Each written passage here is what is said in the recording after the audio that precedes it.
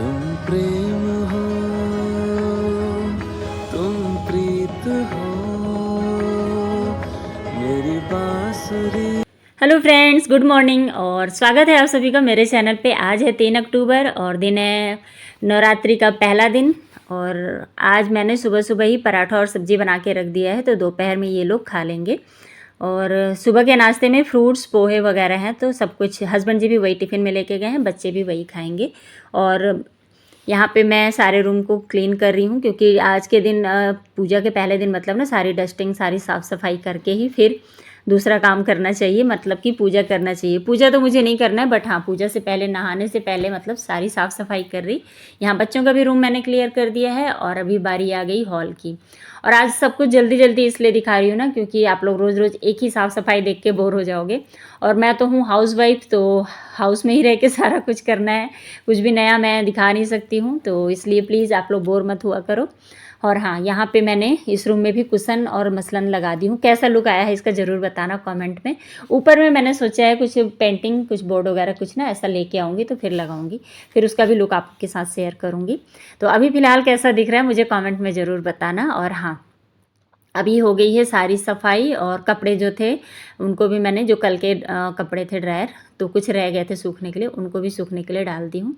इस रूम में मैंने ना कारपेट को बिछा दिया, क्योंकि कारपेट ना फोल्ड किए किए थोड़ा सा उस पर लाइनिंग आ रहा था, और उसको अभी मैं यूज़ नहीं करना चाह रही हूँ, क्योंकि मैंने उसको गणेश पूजा में ही धोया था।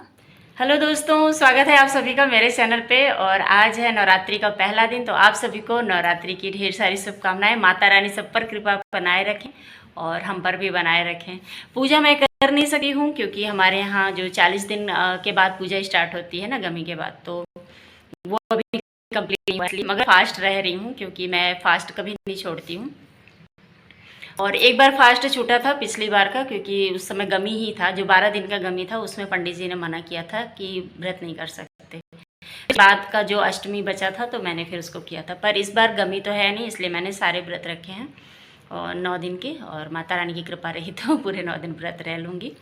और क्या क्या करती हूँ ये सारी चीज़ें मैं आप लोग के साथ शेयर करते रहूँगी।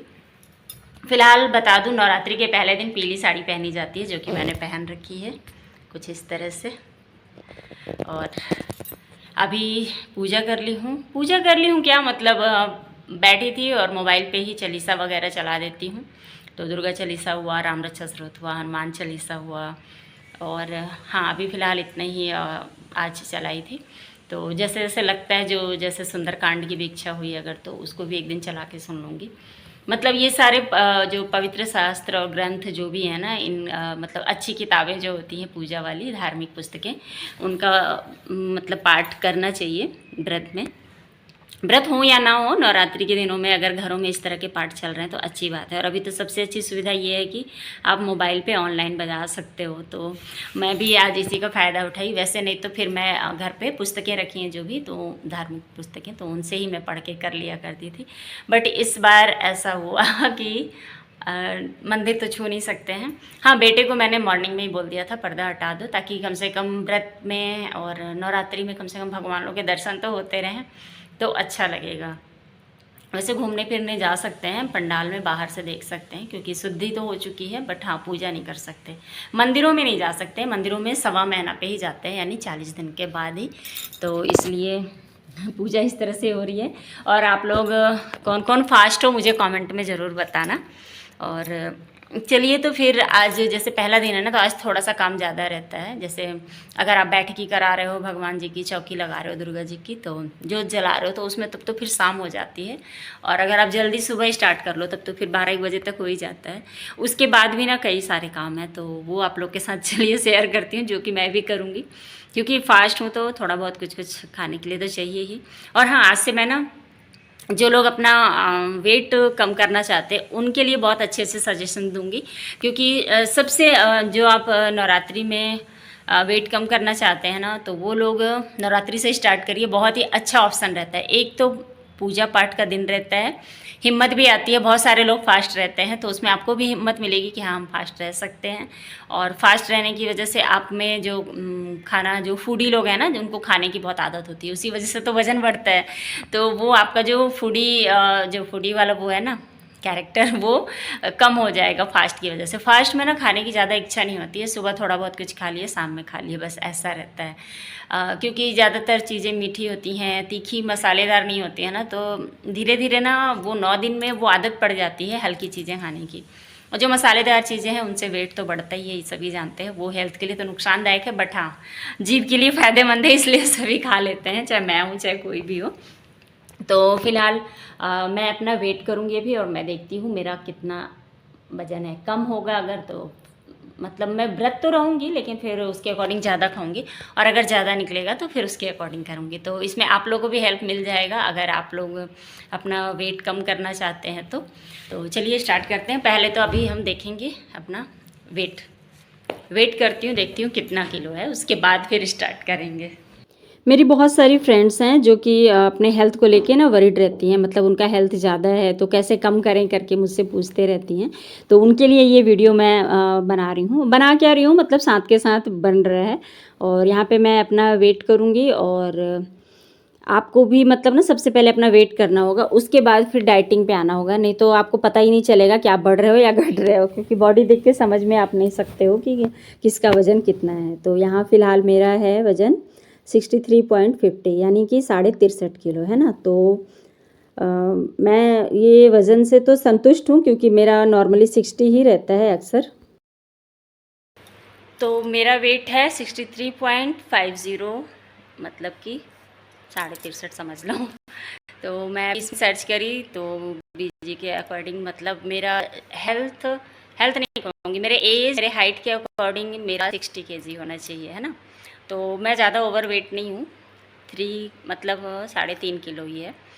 तो इसमें से मैं सोच रही हूँ, हाँ 3 किलो तो आराम से घट जाएंगे, घट तो जाएंगे आराम से, लेकिन जिनके नहीं घटते ना उनके भी मैं बताऊँगी कि किस तरह से आप घटाइए। तो यहाँ पे आज से मेरी जर्नी स्टार्ट हो रही है फर्स्ट डे की। तो फर्स्ट डे में मैं शुरुआत करूँगी एप्पल विनेगर से।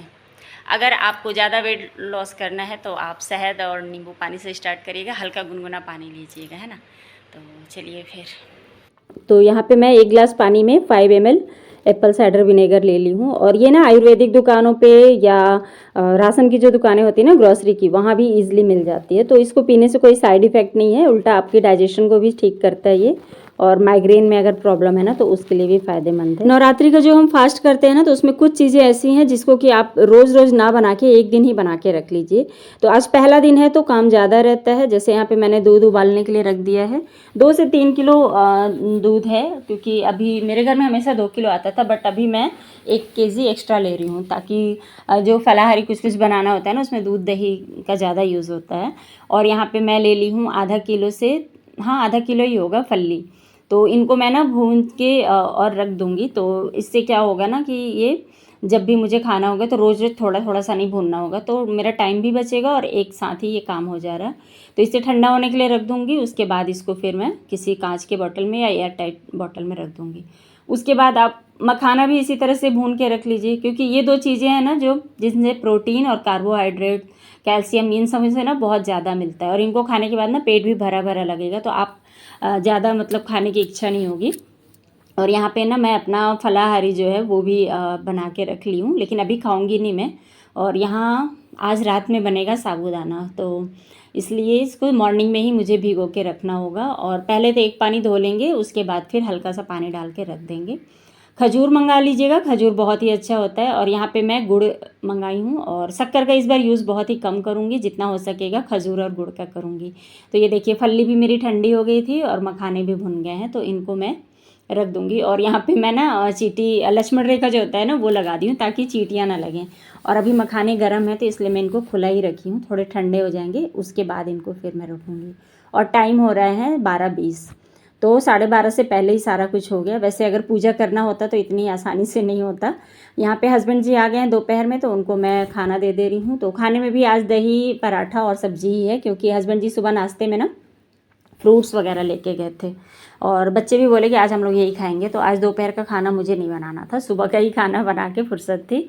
और उसके बाद फिर मैं कपड़े ड्रायर की थी, तो उन कपड़ों को डाल रही थी। तो कपड़े जब डाल रही थी ना, तो जो हमारा ये घर है ना, इसका जो पेंटिंग किए थे संजू एक, वो मेरा सब्सक्राइबर भी है, तो वो ही संजू पेंटर ही मतलब हमारे पूरे घर को पेंट किया था। तो वो नीचे आया हुआ था, जो बाजू वाला भैया का घर है ना, उसमें कुछ काम करना था शायद उसको, तो वो आया हुआ था। तो वो फिर एक गुड न्यूज़ भी दिया कि आज उसकी वाइफ को बेटी हुई है। तो मतलब बढ़िया दिन है, दुर्गा जी का पहला दिन, और दुर्गा मैया ही खुद से आ गई हैं। बस एक बैड न्यूज़ था कि नॉर्मल ना हो करके सीजेरियन है, तो थोड़ा सा प्रॉब्लम होता है जिनको सीजेरियन मतलब बच्चे होते हैं ना, तो उन लेडीज़ को भी बहुत प्रॉब्लम होता है, उस बच्चे को भी, क्योंकि बोलते हैं पूरा एक दिन तक बच्चा दूध नहीं पी पाता है, मतलब ऊपर का दूध पीने को मिलता है, माँ का नहीं मिलता है। फिलहाल उसको बधाई वधाई दे के मैं आ गई और मेरे सारे काम निपट गए थे, तो अब मैं फलाहारी कर रही थी। तो फलाहारी में मैंने लिया है आज एप्पल, पपीता और मखाने और खजूर और फल्ली दाना, और साथ में ले ली हूँ मैं 1 गिलास दूध, क्योंकि दही अभी मैंने जमाया नहीं है, अब आज से दूध साफ़ ले रही हूँ ना, तो फिर उसके बाद से जमाऊँगी। और यहाँ पे पहले मैं थोड़ा सा गौ माता के लिए निकालूंगी। तो माता रानी को तो भोग अभी चढ़ा नहीं सकती हूँ, तो मतलब चलो गौ माता ही रोज़ उनके ही नाम का निकलेगा, तो बढ़िया से उनके लिए भोग निकाली, उसके बाद फिर अपना फलाहारी करूँगी। और अगर आपको वज़न कम करना है ना, तो ज़्यादातर आप ना जैसे खीरा हुआ, वाटरमेलन हुआ, इस तरह के फ्रूट्स लेके खाइएगा।